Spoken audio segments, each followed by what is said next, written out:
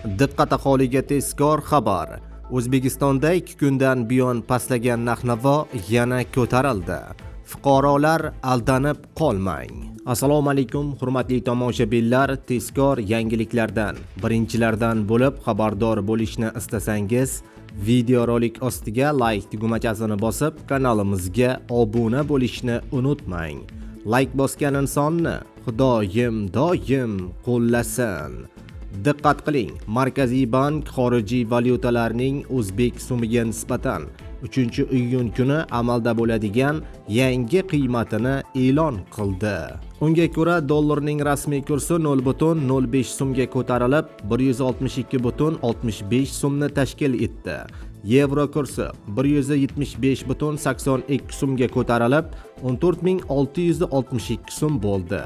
AQSh dollarining kursi 44.18 so'mga ko'tarilib 12.834 so'mni tashkil qildi, deyiladi xabarda. Azizlar, videorolik keng tarqalishi uchun like bosishni unutmang.